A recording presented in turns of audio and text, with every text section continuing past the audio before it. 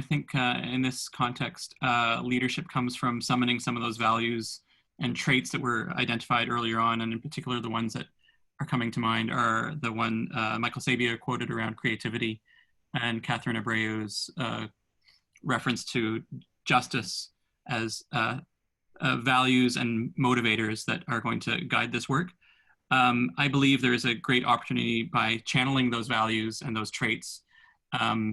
to reach the full set of tools that have been talked about in the series that Ralph and Celine have laid out, and a bunch of tools that have not gotten as much airing in this conversation, but as we've seen in the chat box and in the question and answer box, there's a really rich set of tools that need to come together for this. And all evidence is that there's a majority consensus, not just for individual tools, but for the full set of tools. And leadership comes from recognizing that people within their institutions, within their place, access their understanding of this issue differently. And so there's an opportunity for leaders and institutions to look to their constituents and say, you know what, might not be able to connect that person to an understanding of carbon pricing, but I might be able to connect that person, that member of my institution, this member of my group, into some aspect of this work.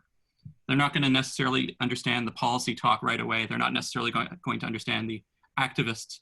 language that many of us would be speaking right away. But they have opportunities through those values around justice, through an understanding that there is a majority consensus towards this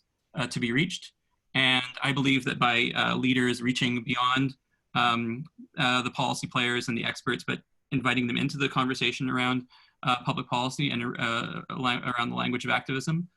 using those tools of creativity and that desire for justice and that desire for systemic change that we know from public opinion data is widespread, that is how we can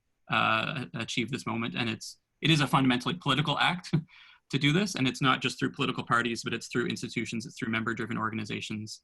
channeling those values towards these goals.